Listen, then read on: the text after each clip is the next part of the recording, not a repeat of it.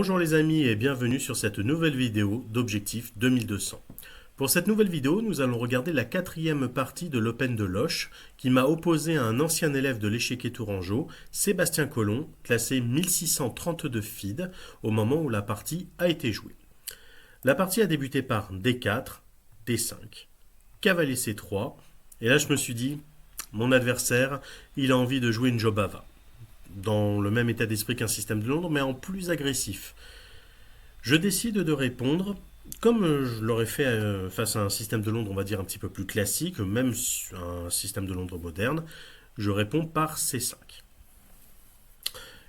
L'idée, c'est d'envisager une éventuelle prise en C5. En effet, si mon adversaire décide de prendre en C5, j'aurai alors la poussée D4, D5, D4. Comme dans les taraches, semi-taraches ou même défense autrichienne, si votre adversaire vous laisse pousser le pion D5 en D4, il faut le faire.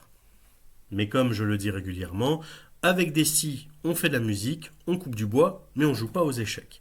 Je ne partais donc pas de ce principe, pour moi, il n'y aurait pas de prise. Pourtant, c'est bel et bien ce qui est arrivé. Je ne m'attendais pas à ce coup, et j'ai été un petit peu désarçonné dans le sens où habituellement on ne me joue pas ça, on me joue plutôt du fou F4 ou même du E4 précoce, quelque chose d'un petit peu plus conventionnel.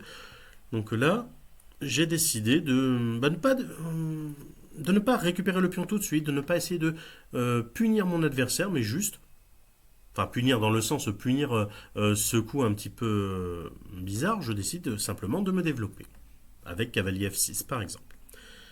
Cavalier F3, cavalier C6, fou G5. Et là, j'ai eu un flash. Pas une idée de génie, juste un flash. Je me suis souvenu de la partie que j'avais jouée en Coupe de France cette saison contre Rémi Soupizon. J'avais les blancs, c'était évidemment une autre ouverture, mais le positionnement restait plus ou moins similaire. Et du coup, je me suis souvenu de plusieurs idées et j'ai décidé d'essayer de les appliquer en jouant notamment D4. Mon adversaire me laisse pousser le pion D5 en D4, comme je l'ai dit précédemment, donc je le fais. J'accepte d'avoir potentiellement des pions doublés. Je m'attends à une prise en F6, je l'avais envisagé, j'aurais repris alors avec le pion E pour libérer le fou de case noire. Certes, j'aurais eu un Isolani, mais c'était calculé. Il y a bel et bien eu fou prend, E prend. Là, je m'attendais à quelque chose comme cavalier E4. Pour viser peut-être du D6. J'avais envisagé du fou F5 pour taper sur le cavalier et peut-être un jour ou l'autre jouer avec du cavalier B4 pour taper sur C2. J'ai envisagé également du fou prend C5 suivi de cavalier prend dame A5 échec pour récupérer le pion C5, pardon, le cavalier C5. Mais non, il a décidé de jouer le cavalier en A4. Et là, j'ai senti tout de suite qu'il y avait quelque chose qui n'allait pas. Comme je le dis à mes élèves, lorsque vous déplacez un cavalier, faites en sorte que le cavalier ait une case de repli en cas de besoin. Ici, il n'y en a pas. C'est un cavalier au bord, donc si on s'en tient uniquement à la règle enseignée aux débutants, cavalier au bord, cavalier mort, bien entendu, c'est plus compliqué que cela. Moi, ce qui m'a choqué, c'est le fait que le cavalier soit en l'air, donc non protégé, à proximité immédiate d'une case qui ouvre le chemin vers le roi adverse. Le cavalier est à proximité de la case A5, qui se trouve sur la diagonale A5-E1 et qui permettrait donc d'attaquer le roi. Ça m'a choqué tout de suite. Bien évidemment, j'en ai profité. Dame A5 échec. C3. Et là, je me dis, il y a un truc à faire, il y a quelque chose à faire, je sens que je peux gagner le cavalier. Je réfléchis, j'hésite entre deux coups.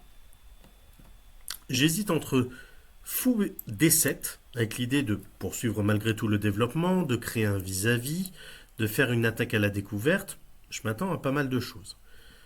Le deuxième coup que j'avais envisagé, c'est la poussée B7-B5.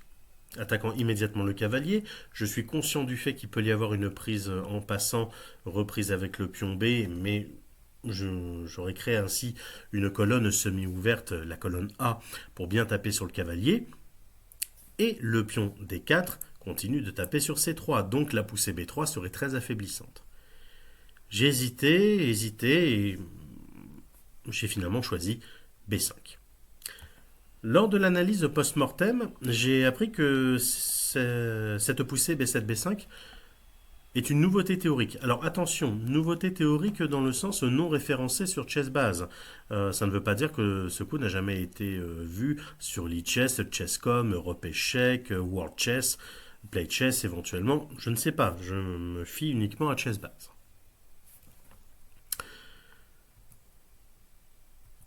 Prise en passant. La prise en passant est assez logique. Il aurait pu y avoir un E3, mais E3 est assez difficile à évaluer. Les blancs donnent volontairement leur cavalier pour avoir un centre très expansif avec un avantage spatial. C'est pas évident à assumer. Et la prise en passant, c'est peut-être reculer pour mieux sauter. Il y a un côté logique, pour autant ça reste un mauvais coup. Il suffit de regarder la barre d'évaluation qui se trouve à gauche de votre écran. La barre d'évaluation indique un avantage de 1.8 pour les noirs, ce qui correspond plus ou moins à 2 pions, voire une petite pièce mineure de plus.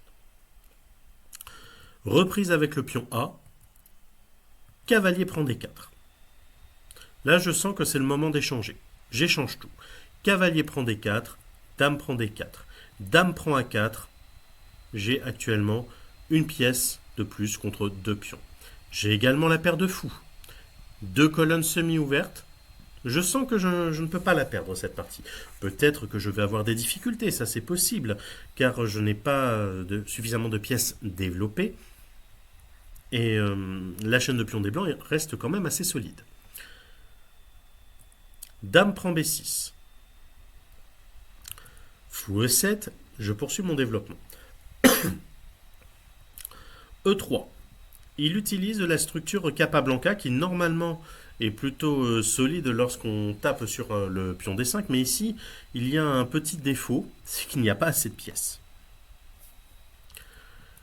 Petit roc. Fou E2, fou E6. Je tape sur A2. Je lis les tours sur la 8e rangée. Je vais bientôt jouer, probablement, du tour à B8, et non pas du tour FB8, car je pense que la tour F, je pourrais la mettre en C pour taper sur le pion C3, qui n'est protégé que par le pion B2, qui lui-même pourrait être attaqué. Et de manière générale, je n'ai pas envie de laisser les tours, la dame et les tours sur les cases blanches. Mon adversaire possède un fou de cases blanches. Fou F3 attaquant la tour, tour à B8, dame C7 attaquant le fou E7 en l'air, dame D7 propose un échange de dames. Et je pense que c'est une erreur. Enfin, pas une erreur dans le sens gaffe tactique, mais je renonce tout de même à pas mal de choses. Je pense que j'aurais dû... peut-être... Alors, pas jouer du tour 8, ça c'est certain. Quoique tour 8 n'est pas dénué d'intérêt. Certes, il peut y avoir du fou C6, mais il y a du dame C4, voilà, il y a quand même pas mal de choses. Dame C4 qui crée un clouage. J'ai pensé aussi à du tour prend B2, je lâche le fou, mais en même temps je menace de rentrer en C2 pour ensuite récupérer C3.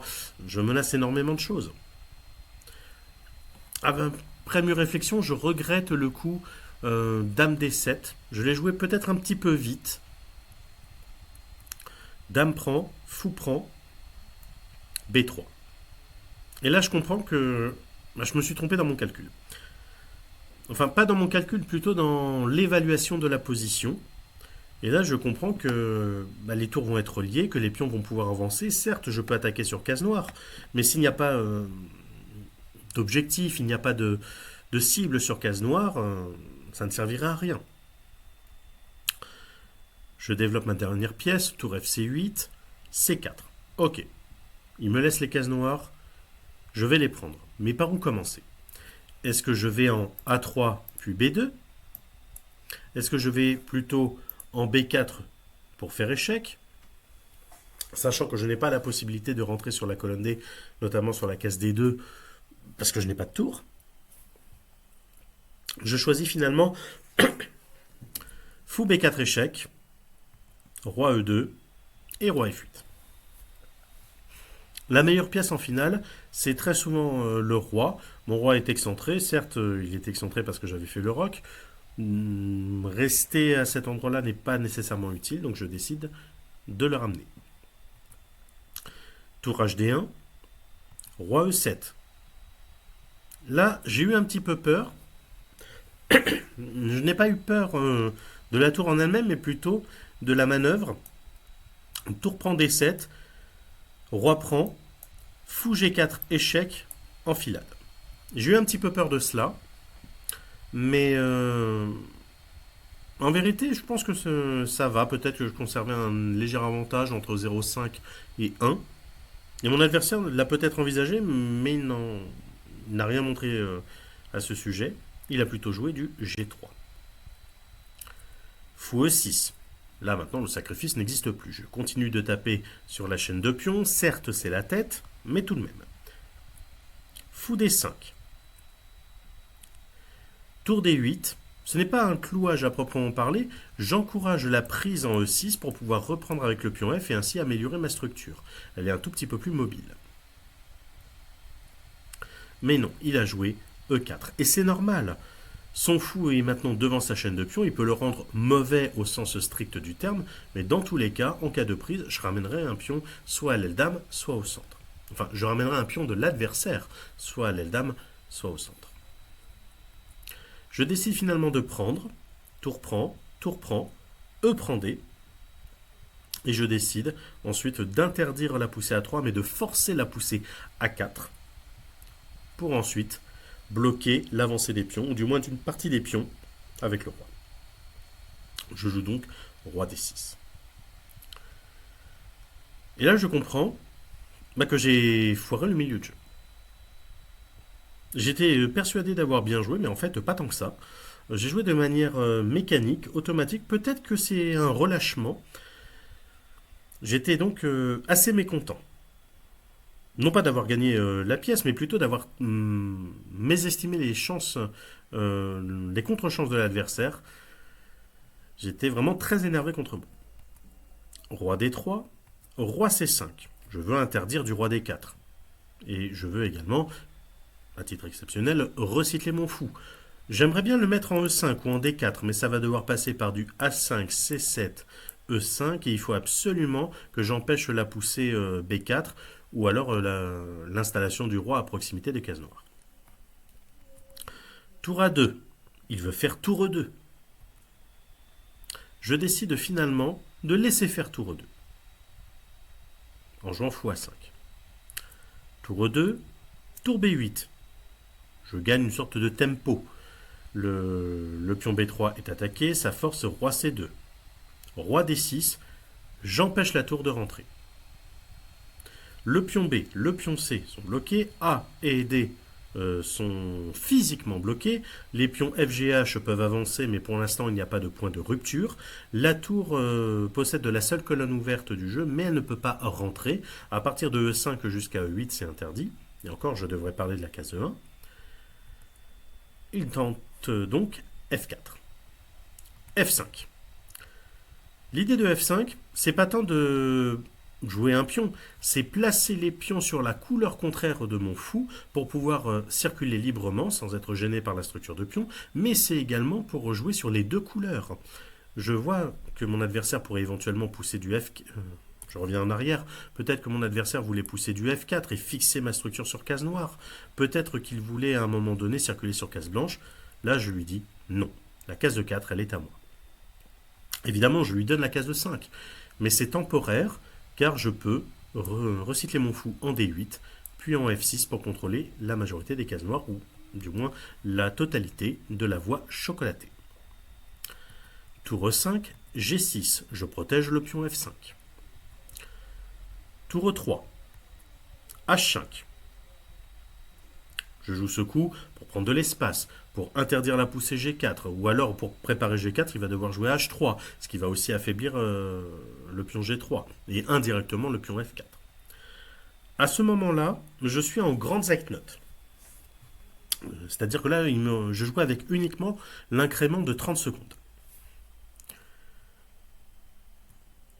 Tour 5. Et au moment où il joue tour 5, il me propose nul. Il a tout à fait le droit d'essayer. Hein. Je pense que dans d'autres situations, d'autres circonstances, pardon, j'aurais peut-être fait la même chose. Il joue sur la pression du temps, le fait que il y a beaucoup de monde autour de nous. Hein. Il doit y avoir une quinzaine, 20, une bonne dizaine, quinzaine de personnes qui regardent notre partie. Euh, j'ai une pièce de plus, mais je peux pas forcément l'exploiter. J'ai absolument aucun pion à l'aile dame. Tout est à l'aile roi, c'est bloqué, c'est figé. J'ai certes un avantage, mais difficile à exploiter, surtout avec très peu de temps. Il a raison de proposer nul. Mais je ne me démonte pas, je refuse. Quand je refuse, il doit me rester 15 ou 20 secondes. Je réfléchis très rapidement. Je prends un risque. Je suis là pour jouer. Même si je me suis trompé, je peux encore me rattraper. Je refuse la nulle et je joue fou B4. Tour 3. Fou C5. Tour 2. Fou D4. Tour 1. H4. Ça, c'est la rupture. Je décide d'attaquer non pas la base, mais le maillon intermédiaire, à savoir G3 avec H4. S'il décide de prendre, je vais créer une déstructuration et je veux pouvoir jouer du tour H8 pour taper sur H4 puis sur H2. Bien évidemment, il n'a pas pris. Il a temporisé en jouant uniquement sa tour. Fou F6, je replace le fou. Là, je suis très content. Parce que maintenant, le roi est cantonné à la défense du pion B3. Il doit rester en C2. Il ne peut pas aller en C3, ni en B2 à cause du fou. Le roi ne peut pas s'éloigner à cause de la tour. Le pion D est figé. Le pion C ne peut pas bouger. Il n'y a que le pion A qui peut éventuellement avancer. La tour peut bouger également. Là, je me dis, je commence à reprendre l'avantage. Tour 3, prise, reprise, roi C5, tour D3, tour H8, je teste quelque chose et là, D6. Là, je me dis, non, c'est pas possible. C'est pas possible. Je vais devoir bloquer son pion, non pas avec le roi, mais avec la tour. Et mon roi, il va s'éloigner des pions blancs.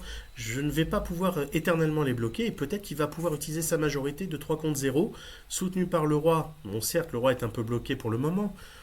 Mais là, je me dis, non, c'est pas possible. Je réfléchis toujours sur l'incrément de 30 secondes. Et je décide de jouer tour D8. C'est probablement une erreur, c'est même certain que c'est une erreur. Voyez, je reviens un petit peu en arrière, voyez comment la barre d'évaluation change. Je passe de 2,5, 2,6 pour les noirs à 2, 2,4, 2,5 pour les blancs. Donc là, je joue un très mauvais coup. C'est probablement un coup qui aurait pu me faire perdre la partie. D7. Et la barre d'évaluation rechange. On passe de plus de 5 pour les blancs à plus 3, 2 pour les noirs. Les blancs viennent de commettre l'irréparable. Qu'est-ce qui aurait pu être jouable? En fait, pas mal de choses. Il aurait pu y avoir, probablement, du tour D5, avec l'idée roi C6, et finalement la poussée B4. Là, la majorité de pions, elle est inarrêtable. Mais non, avec D7, je fais roi C6, B4, tour prend, B5. Alors voyez comment la barre d'évaluation change également. Là, il est totalement gagnant parce que j'ai joué des coups imprécis dans le cadre du Zeitnot. Il pousse. C'est logique. Il veut faire échec. Roi C7. On est passé à 0-0, c'est à peu près égal. S'il avait fait du B6, je ne pouvais pas prendre. La tour est en prise et elle n'est protégée que par le roi. J'aurais donc dû jouer probablement du roi C6. Tour prend. Roi prend. Là, pour le coup, je bloque tout.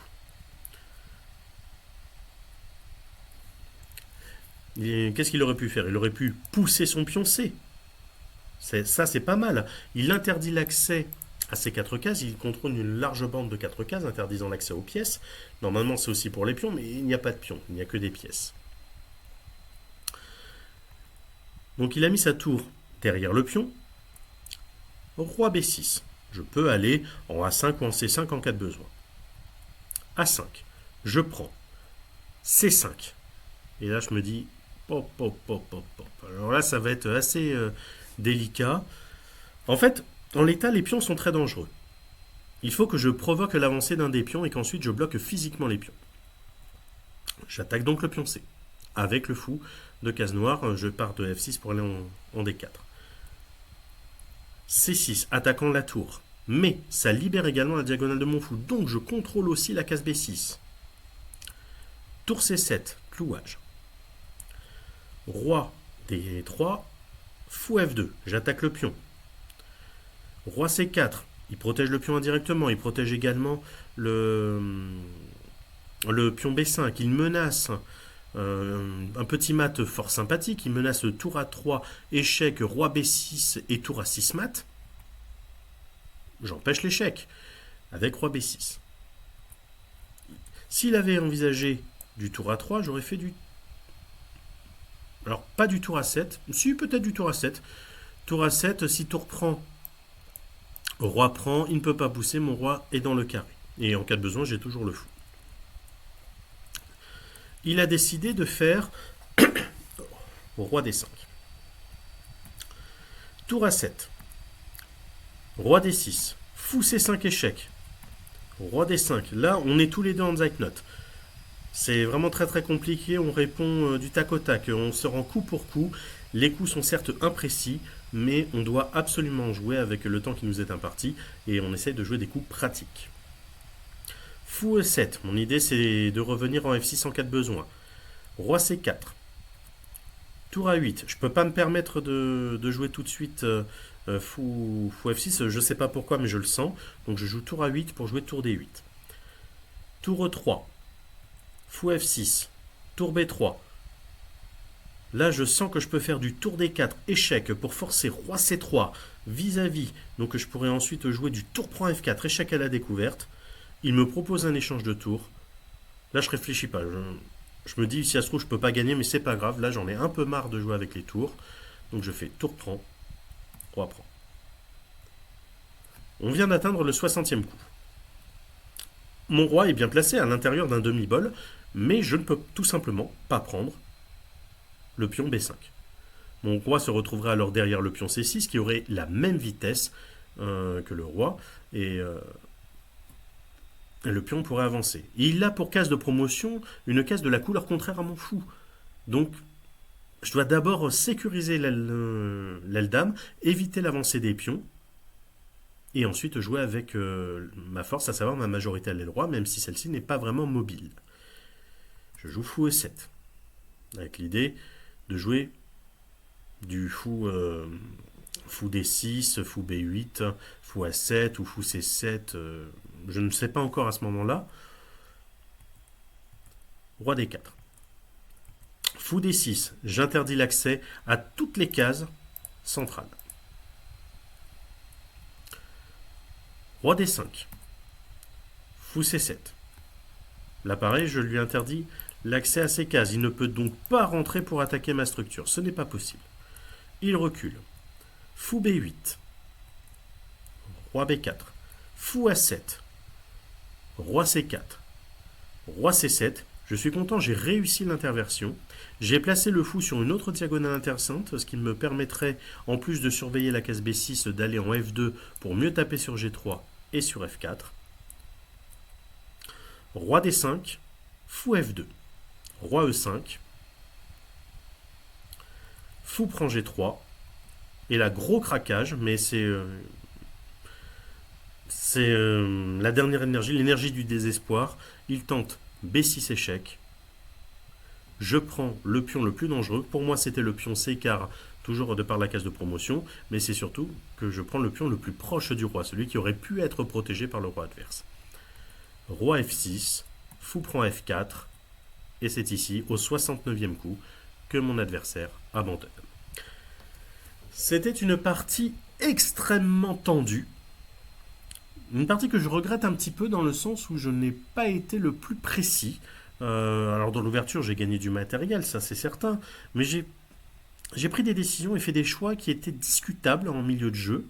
J'ai sous-estimé les contre-chances de l'adversaire. On ne m'y reprendra pas, ça c'est clair.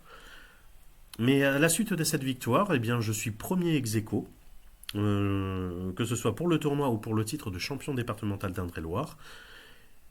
Je suis extrêmement stressé. Et là, je me dis, allez, peu importe ce qui se passe à la dernière, le tournoi est réussi. C'était donc une belle partie. À la fin de cette partie, je me retrouve à 3,5 points sur 4. Voilà les amis, ce sera tout pour aujourd'hui. Merci d'avoir regardé la vidéo. Si elle vous a plu, n'hésitez pas à lâcher un pouce bleu ou des commentaires. Ça fait toujours plaisir et ça aide au référencement de la vidéo. Je vous dis à très bientôt pour une prochaine vidéo.